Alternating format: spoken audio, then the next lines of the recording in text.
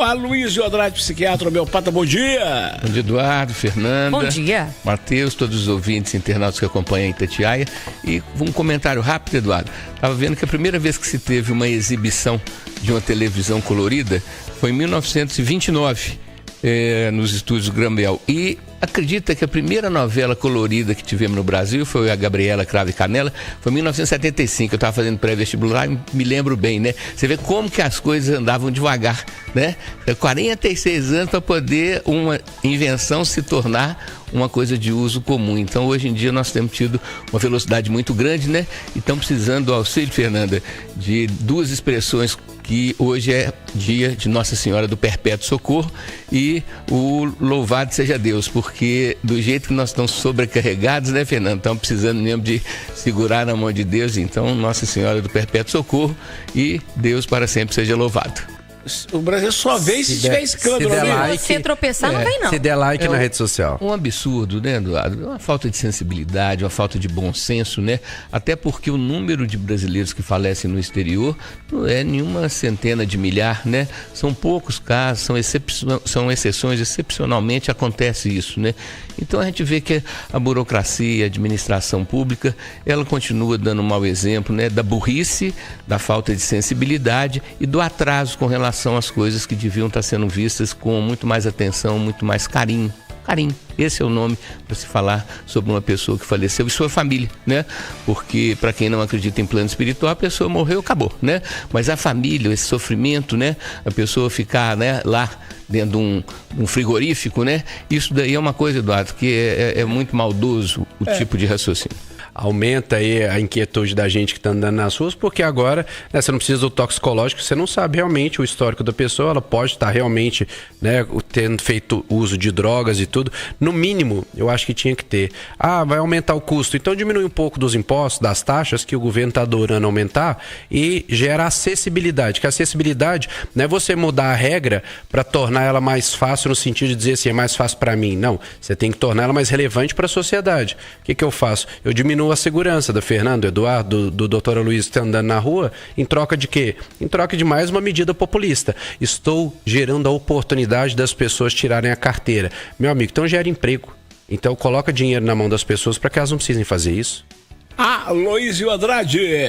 O tema é até bem oportuno, porque o dia 26 de junho é, desde 1987, comemorado como Dia Mundial de Prevenção ao Uso e Abuso de Drogas como um todo, tanto lícitas, que são as permitidas, quanto ilícitas, né?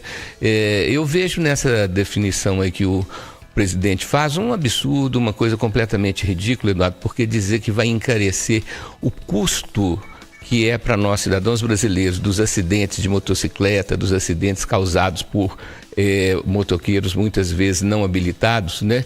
Então, essa questão de você ter uma triagem mínima, né? Até porque, Eduardo, o básico que a gente precisa de ter é a certeza de que a pessoa está lúcida, que a pessoa está com clareza de consciência. Então, o fato de não usar uma droga proibida, mas usar uma droga permitida, isso daí não diminui o risco que essa pessoa causa no coletivo, no que está no seu entorno, né? Então, eu penso que é uma falta de inteligência por parte aí do governo federal e espero que o Congresso, né, que é um lugar difícil, porque são muitas cabeças e muitos interesses, como o Matheus falou, tome uma providência, né? E que a gente tenha essa consciência de que realmente o uso de álcool e outras drogas é o maior problema de segurança pública, é o maior problema de saúde mental e é o maior problema de desagregação familiar. Fora o custo, né, doutor? O custo depois dessa pessoa que sai alcoolizada ou sai drogada, ela vai causar um acidente, o custo, inclusive, para o setor público, né? Que bate num poste, causa um acidente, vai para a saúde pública, vai ser internado lá no João 23, vai ser internado num hospital público, que é custeado por dinheiro público, né? Então você economizou um pouquinho ali atrás, mas depois o teu custo lá na frente é muito maior, né? Um monte de dívidas, a menina não tinha uma vida normal, ela não tinha sentido para seguir andando. Então, fechou, como dizem, energicamente, né? Fechou com fita isolante, com tudo, as janelas, para o ar não sair, lacrou a porta, a mãe estava dormindo, ela, com o bebezinho dela e ela, os cães, e acendeu uma fogueira para dar aquele gás carbono que mata. Todo mundo morreu asfixiado. É uma coisa horrorosa. Mas é necessário dizer que o desespero chega a esse ponto. Não é isso, senhor psiquiatra? Talvez o que a gente possa dizer aí de, entre aspas, alentador, Eduardo, é que a morte por monóxido de carbono ou por algum tipo de gás venenoso é uma morte indolor. Você não sente dor, você não tem uma sensação de desconforto físico. E nem vem uma falta de ar, porque quando falta o oxigênio, a primeira coisa que acontece é o centro respiratório ser atingido e a pessoa, vamos dizer, apaga antes de vir a falecer, né? A gente tem um conceito de que o autoextermínio, que o suicídio é algo que deve ser evitado, que deve ser, vamos dizer assim, o máximo possível evitado, Eduardo, porque entende-se que o suicídio, ele traz uma série de consequências espirituais. Tem inclusive um texto muito conhecido da literatura kardecista, que chama Memórias de um Suicida. É um autor português, Camilo Castelo Branco, foi um cara famoso, foi um escritor bem sucedido que acabou se matando através de uma senhora que era espírita, nascida no Rio, mas que vivia em Lavras, no sul de Minas. Dona Ivone era capaz de fazer que nem o Chico Xavier fazia, as psicografias, né, receber.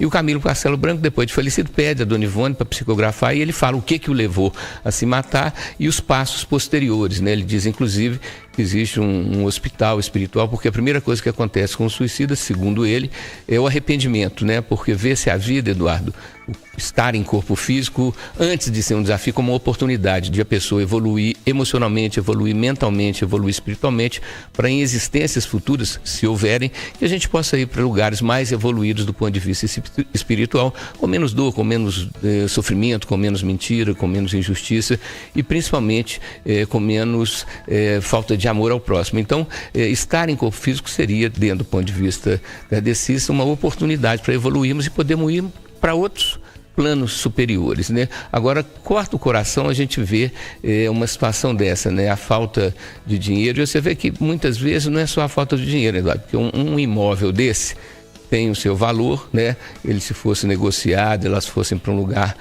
mais barato, né? Talvez tivesse saído. Então, essa ajuda mútua, gente, é fundamental. Nós temos que ter um círculo de relacionamento, nós temos que ter, sejam parentes, ou sejam amigos, ou sejam vizinhos. A gente tem falado muito isso aqui com os ouvintes internautas, Eduardo, que é importante haver essa fraternidade, essa atitude de preocupação, de dedicação ao próximo.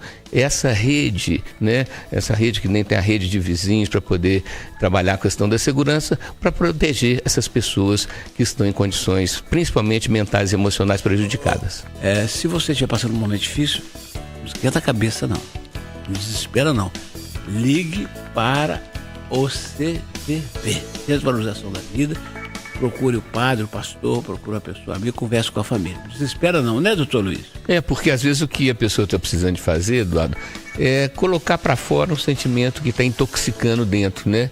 E a palavra tem essa virtude, tem essa vantagem. Quando a gente fala, quando a gente exterioriza, isso alivia. É como se você tivesse com alguma coisa presa, travada, e que você liberta esse sentimento. E muitas vezes, ao falar, Mateus, a gente vai ter uma nova percepção. Essa é a grande vantagem da terapia. Perfeito, né? Doutor. Quando você paga uma pessoa para te ouvir sem intervir, né? O terapeuta não tem essa função de ficar palpitando na sua vida, de ficar dando sugestões, mas sim te ouvir mais prolongadamente, porque esse negócio do diálogo, Eduardo, é muito, você interrompe o outro, aí o outro fala uma coisa, você interrompe, né? Então, assim, uma fala mais longa pode levar a pessoa a ter o tal do insight, que Freud chamava, que é aquele clique de você chegar à conclusão de que tem saída, de que existe a possibilidade de você melhorar o seu astral, de você melhorar a sua perspectiva, né? E que essa possibilidade aí, compartilhada, né? Realmente é questão da gente ter com quem conversar, a gente ter com quem contar com o ouvido do outro é fundamental. E realmente a vida tem uma perspectiva, Eduardo, que é de desafio. Quer dizer, algo que você não sabe por quê, não sabe para quê, não sabe até quando, ou você constrói uma atitude espiritualizada diante da vida, e não necessariamente religião, pode ser religião, claro que pode, e até facilita, mas essa questão da conexão com o plano espiritual e acreditar que a vida é muito mais do que meramente comer e defecar, beber água, urinar e trabalhar e pagar a conta, nascer, envelhecer e morrer. Pensamentos retos, concentração reta, atitudes retas, Não há como se arrepender, né, Eduardo? Porque a questão do sentimento, do que eles chamavam antigamente do sono dos justos, né? Da missão cumprida, né? Isso daí, muito mais do que o dinheiro que enche só o bolso, essa atitude, né, de honestidade, de respeito ao próximo, é uma atitude que preenche o seu coração, que preenche o seu vazio existencial. E são essas pequenas coisas que vão se somando, Eduardo, para que a gente não se sinta tão vazio por dentro, né? São atitudes que a gente considera, então, atitudes, a gente chama de altruístas, né? A palavra é bonita, né, Matheus? É a atitude, bonito. Mais do que a palavra ser bonita, é uma atitude louvável, que deve ser estimulada, e isso daí é fato, gente. Quando você faz algo dessa natureza, o seu sentimento é de bem-estar consigo mesmo, isso é uma bênção. Você era casado, né? Já foi.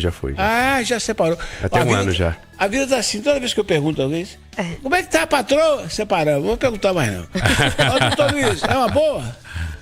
O amigo ainda está com a Ana Maria, né? A longa data, 43 anos.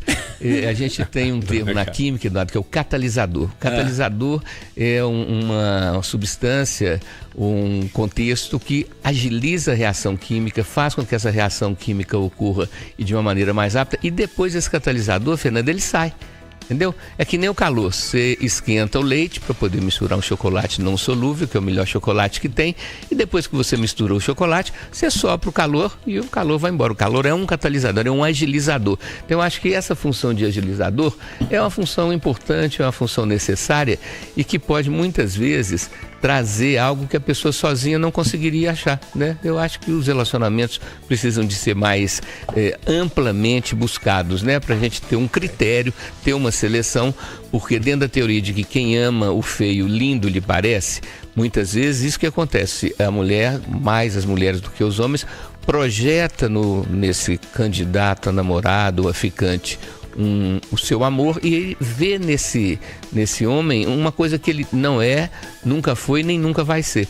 Essa projeção do amor sobre o outro distorce, traz o estado alterado de consciência. A gente sabe, né, Fernanda, que quando você está apaixonado você fica meio doidão, né? E aí então você fica numa empolgação, numa animação, que a sua peneira fica prejudicada e muitas vezes você não seleciona, você não tem critérios nessa escolha e dentro do ponto de vista de que quem está com fome qualquer pão velho serve, a gente tem que ter cuidado, gente, porque realmente o tanto de charlatão, o tanto de estelionatário da palavra e da proposta do amor, né, como dizia antigamente, prometendo amor e buscando sexo, é muito grande. Então tem que ter um critério, você tem que ter peneira prejudicada foi boa, hein? A Luísa Andrade vai voltar sexta que vem, se Deus quiser, e o arroba dele é arroba... Aloísio, Aloiso, a Andrade, homenagear a Guimarães Rosa, que nasceu no dia 27 de junho, né? Guimarães Rosa que tanto nos acrescenta, né? E uma pessoa que eu nunca tinha ouvido falar, Eduardo, uma americana de nome Helen Keller, que nasceu em 1880 e ela era, aos 18 meses de idade, né, um ano e pouquinho, ela ficou cega e surda e conseguiu aprender a se expressar, foi uma grande palestrante, foi uma grande batalhadora pelos direitos das mulheres, inclusive o direito do voto. E ela veio a morrer, então, em 1968, viveu 88 anos e é um exemplo de superação, a Helen Keller, então, deixando aqui o raciocínio, Eduardo, que muitas vezes a limitação pode servir como um trampolim e não só como uma barreira.